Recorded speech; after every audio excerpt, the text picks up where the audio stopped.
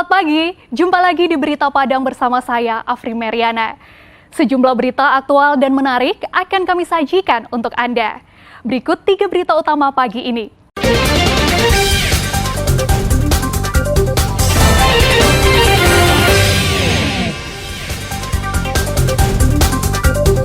Marapi kembali erupsi dengan getaran hebat dan menyemburkan api dari puncaknya.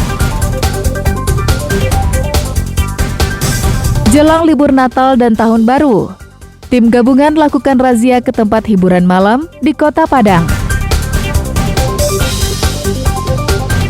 Warga dan pegawai negeri di Solo datangi Masjid Agung Darussalam Islamic Center Kota Baru, ikuti kegiatan Solo Peduli Palestina.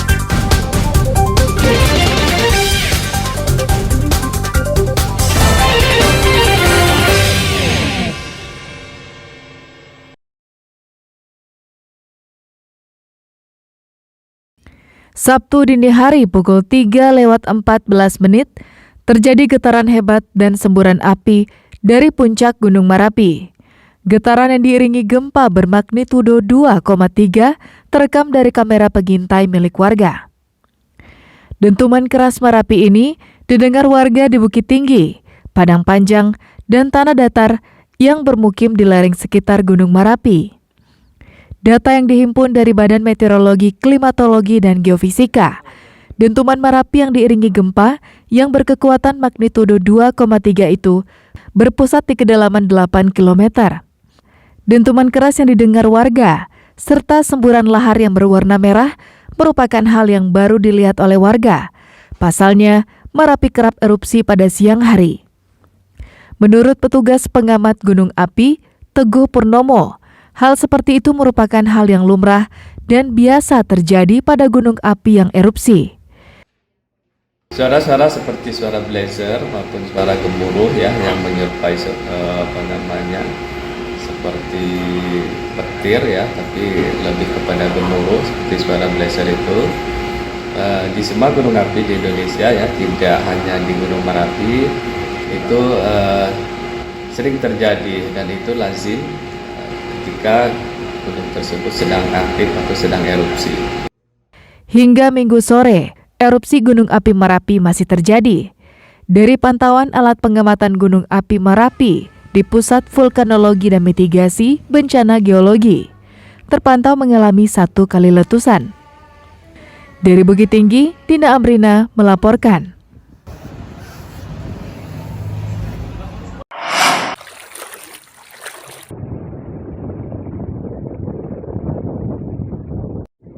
Tingginya intensitas hujan yang mengguyur Pasaman Barat menyebabkan Sungai Batang Pasaman meluap dan merendam permukiman hingga akses jalan masuk ke Jorong Rantau Panjang, Nagari Sasa, Pasaman Barat. Ratusan keluarga tidak bisa beraktivitas menuju pusat nagari atau pusat kecamatan. Pasalnya, satu-satunya jalan yang biasa digunakan terendam banjir dan tidak bisa dilewati sepeda motor maupun mobil, karena digenangi air setinggi 1 meter hingga 1,5 meter. Di permukiman ketinggian air mencapai 50 cm. Untuk beraktivitas, warga terpaksa berjalan kaki atau menggunakan perahu.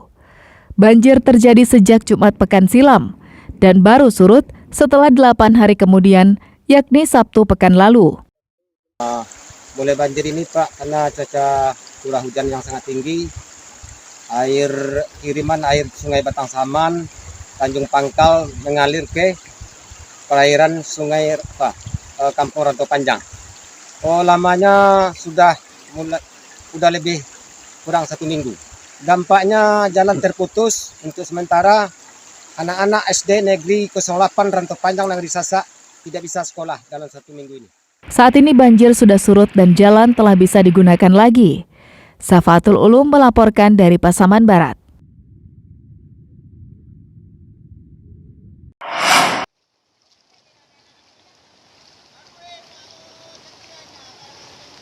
Tingginya intensitas hujan tak hanya merendam Pasaman Barat. Tetangganya, Kabupaten Pasaman, juga mengalami hal yang sama. Banjir dan longsor di sejumlah titik di Jorong Tonang Raya, Nagari Simpang Tonang, Pasaman. Banjir juga merendam sejumlah rumah, lahan pertanian, dan kolam ikan milik warga setempat. Menurut data dari BPBD Pasaman, sekitar 50 rumah terendam banjir, 12 rumah diantaranya rusak.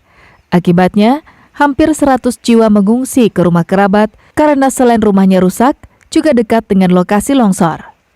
Pasca banjir dan longsor menerjang, jalan utama di daerah itu juga putus total dan sempat tidak bisa dilewati kendaraan selama lebih dari 2 jam.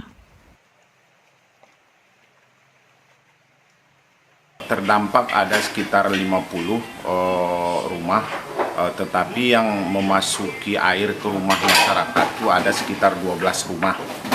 Lahan pertanian juga cukup luas, cuman sampai hari ini kita belum bisa menghitungnya karena kejadian itu curah hujan cukup tinggi di jam 2, ada sekitar 2 jaman, kemudian air meluap dari batang air. Kemudian ada juga penyumbatan sedimen di salah satu jembatan sebelum perkampungan lewat pasar Simpang Tonang. BPBD Pasaman mengimbau warga di sekitar lokasi untuk tetap waspada terhadap banjir atau longsor susulan. Warga diminta untuk menjauh dari daerah rawan seperti tebing atau perbukitan dan daerah aliran sungai. Sri Louis melaporkan dari Pasaman.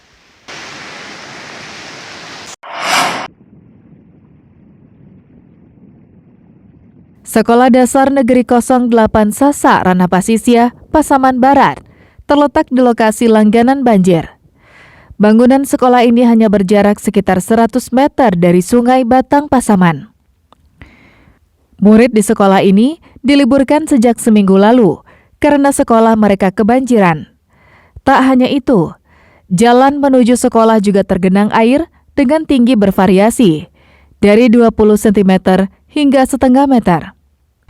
Hal itu disebabkan oleh meluapnya Sungai Batang Pasaman sejak seminggu lalu. Murid di sekolah ini punya waktu libur yang banyak. Selain libur resmi yang ditetapkan pemerintah, mereka juga libur akibat cuaca. Patokannya, jika hujan terus-menerus selama 2 hari, maka dipastikan sekolah akan meliburkan muridnya selama 1 minggu. Kondisi ini terjadi setidaknya 4 kali dalam setahun. Fatir, murid kelas 3 di sekolah ini mengeluhkan kalau mereka telah libur sekolah sejak seminggu lalu akibat meluapnya Sungai Batang Pasaman. Kelas 3. Udah berapa lama itu libur sekolah, Dek? Sudah 1 minggu. Kenapa libur? Lagi radang. Ini udah seringnya air besar terjadi di sini? Sudah. Warga berharap agar sekolah itu dipindahkan ke tempat yang lebih aman, sehingga pendidikan bisa berjalan sesuai rencana.